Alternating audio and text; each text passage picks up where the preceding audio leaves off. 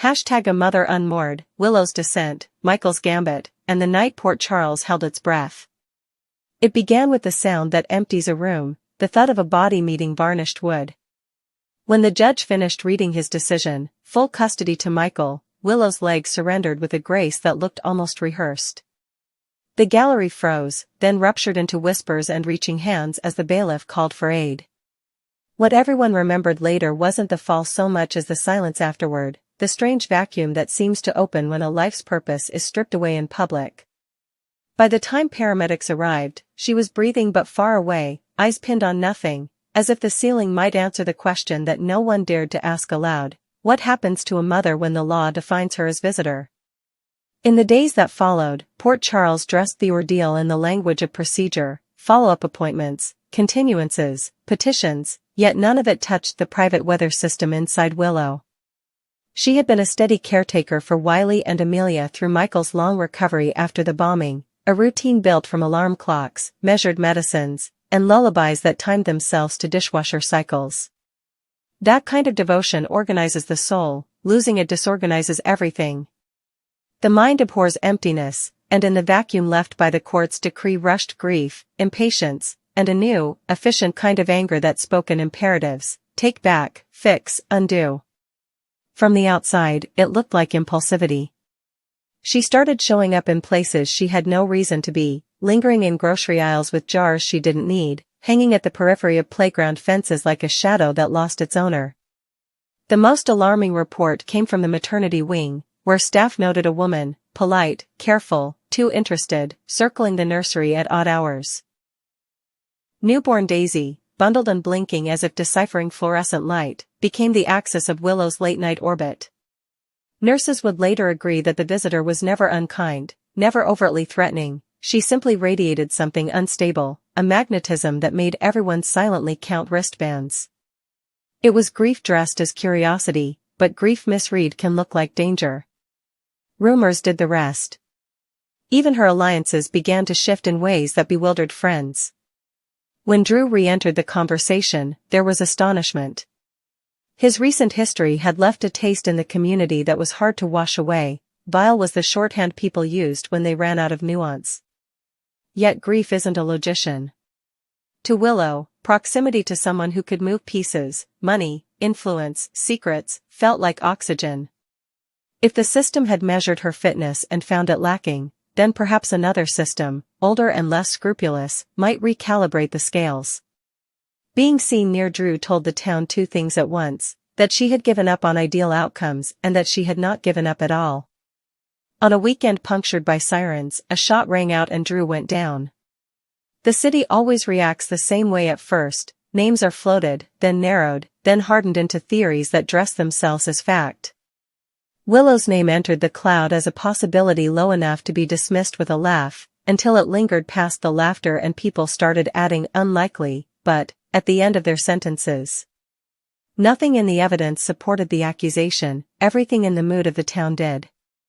Collateral suspicion is the tax grief pays when it behaves unpredictably. Even as the speculation simmered, it didn't become a charge. It merely altered the air, carrying a hint of smoke where there was no fire, and smoke is enough to sting the eyes. If the court's verdict was the event that broke her, what followed was the architecture of a breakdown. She moved in ways that didn't always connect cause to effect, obeying a compulsion to be near any threshold that felt like before. Elizabeth Baldwin understood this language, perhaps because she had learned it the hard way. Liz's home became a soft boundary, never an invitation to chaos, but a place where grief could pace without exploding. In that quiet, Willow first spoke, not of strategy, but of absence: the empty chair at breakfast, the sound of a door not opening, the cruelty of muscle memory when your hands lift for a child who isn't there. It was in that kitchen that the phrase took root: not get them back, but something blunter, almost mathematical: restore balance. Michael's side of the chessboard was no less fraught. Winning doesn't always feel like victory when the prize is two children looking past you for the person they associate with comfort. He had argued for structure, safety, distance, and the judge had listened. But custody decisions live and breathe. There are corporate reputations to defend and family obligations that pull with conflicting gravity. There may have been pressure from quarters not visible to the public, advice from Olivia about visible compassion, a reminder from Tracy about optics, a nudge from Alexis regarding the benefits of demonstrating openness to supervised contact should any appeal materialize. Maybe there was a file on a desk somewhere, thick with affidavits that could become thinner if he showed good faith. Maybe he simply looked at Wiley and Amelia and measured the cost, in private, of weaponizing love. So when he appeared at Liz's door, it startled everyone, including himself.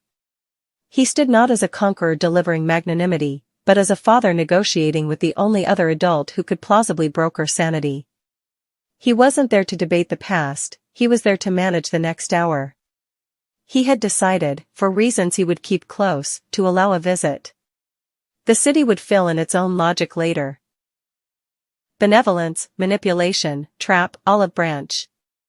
In Port Charles, all those can be true at once. To Willow, the offer opened a doorway with two exits.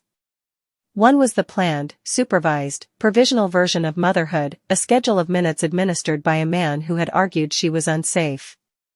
The other was the irrational route that grief whispers at 3 a.m, you could run. Under normal circumstances, the first path would have dignity. In her current state, the second path flickered with dangerous clarity. She began to storyboard outcomes the way anxious minds do, in loops that refine themselves into plans, a rental car left idling on a side street, a friend who owed her a favor in upstate New York, a cabin outside coverage zones where paperwork traveled slowly. She drew maps in her mind that avoided every place the law might anticipate she would go. She timed the distance between uttering goodbye and closing a door. She measured which cry would unnerve Michael more, the puzzled one, the loud one, or the silent one that suggests a child is holding its breath. Yet even in that fevered architecture, a counter-narrative intruded. Willow was not only a mother, she was a person who had been saved by a hospital bed and the people who stood around it. She knew the difference between a child's distress during a handoff and the permanently altered gaze of a child who has been taught that love steals. Somewhere between those truths, she built a new, more sophisticated just-in-case, a plan that looked like kidnapping but insisted on rules, seatbelts, snacks, a pre-written text to Liz that would launch precisely 24 minutes after a car began moving if no one answered a call, a note left face down on the foyer table explaining, not excusing.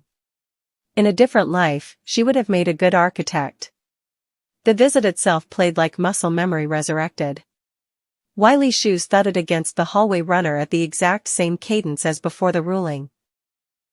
Amelia's fingers possessed the same reflex to curl around necklaces. Every small fact of their bodies collaborated to persuade Willow that the universe had overreached and that balance required intervention. Michael stayed in the room at first, rigid with the kind of vigilance that invents dangers in lamp cords and loose buttons. Then came a phone call that pulled him 3 steps away, then 5, then into the adjoining room where adult voices lower themselves into the tones that transmit consequence. He left the door open. He believed the doorway itself was enough boundary to keep fate from wandering in. He underestimated the tenacity of a mother's improvisation. There are moments that compress choice into instinct. Willow felt the room tilt. She did nothing dramatic, no sprint, no whispered now, no wild glance toward Liz that might signal conspiracy. She simply gathered a diaper bag the way she had 1,000 times and shifted Amelia's weight to a hip calibrated by years of repetitions. Wiley followed the choreography without understanding that he was participating in a test. Willow reached the threshold and paused in a kind of private ethics. Across the kitchen, Liz lifted her eyes. What passed between them wasn't permission. It was witness. It was the acknowledgement that whatever happened next would not be simplified by language later. She moved. Not far, just the corridor, just the stairs, just the outside air that felt a degree colder than her plan imagined. Each step carried the dull thud of inevitability, the mathematics of a life that could snap in two in less than a minute. She pictured the first headline. She pictured Amelia's future pediatrician Googling her mother's name. She pictured Wiley told 2 versions of the story, one where love panicked, and one where love stole, and understanding neither. The sound that stopped her wasn't Michael's voice or a siren. It was the old soft noise her children made when they were changing environments, a tiny animal uncertainty that disappears when the adult world chooses predictability over drama. The bag slid off her shoulder. She inhaled the air of an almost crime and measured the distance to a second chance. There are some resistances you perform for the public, this wasn't one of them. This was an internal revolt against the part of her that thought destruction could be called justice if performed quickly enough. They returned to the living room without spectacle. Michael reappeared, reading the absence in the angle of the open front door, the rearranged air. He registered a scare and a choice, both. Nothing was said, because in Port Charles speech is an accelerant. Time resumed its ordinary, uncooperative pace. Afterward, the town tried to assign categories. Some called it progress, a visit that didn't end with an arrest or an emergency room. Others called it proof that she was still dangerous enough to test the perimeter but sane enough to retreat, two truths that, combined, satisfied no one. What it really was, if anyone had the patience to name it, was a hinge. A quiet pivot away from a story where one bad decision begot the next, toward a story where the worst possibility remained only that, possible, not inevitable. None of this redeemed Willow in the eyes of those who had prepared a safer narrative in which she accepted the court's decree, attended therapy, and waited. Nor did it condemn Michael as a tyrant controlling access like a gatekeeper who confused power with responsibility. What it did was reveal the complexity that custody rulings flatten, that love and fear often travel as twins, and that the person with the legal document isn't always the person with the moral clarity at any given hour. In the week that followed, those who watched patterns for a living noticed small recalibrations. Willow's visits, if allowed again, would be formally supervised. No kitchens, no corridors, no thresholds that invite courage to impersonate cruelty. Liz, unwilling to become collateral in a custody Cold War, drew firmer lines that protected everyone, including the part of Willow that needed boundaries more than permission. Michael, who had expected either gratitude or disaster and received something messier, began to understand that his win required stewardship rather than triumph. He learned to listen for the sounds that precede a rupture and to intervene before the hinge squeals. And the town, a living organism exquisitely practiced at metabolizing scandal, filed away the nearly kidnapping that wasn't. The rumor that she shot Drew dimmed in the presence of a newer, truer fact. When given a chance to become a fugitive, she chose not to. That doesn't erase what came before, the unsettling appearances in neonatal corridors, the liaisons with men who could open doors the law had closed, but it complicates the linear narrative grief prefers. It suggests capacity for recovery in a landscape that monetizes relapse. If there is an honest ending here, it's provisional. Port Charles accepts provisional endings the way coastal towns accept weather, as the rule, not the exception. Willow remains fragile, a person who can swing from orchestration to restraint in the span of a hallway. Michael remains vigilant, a father learning that generosity without foresight is its own kind of recklessness.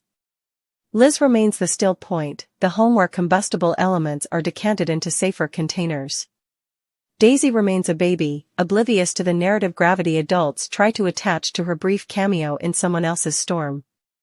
What comes next will not be decided by a single grand gesture.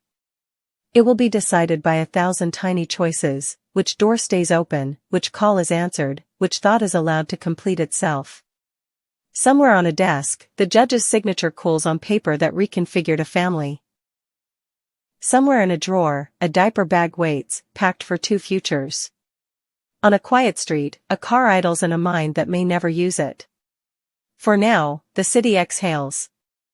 The children sleep in beds arranged by adults who are still learning the difference between winning and being right.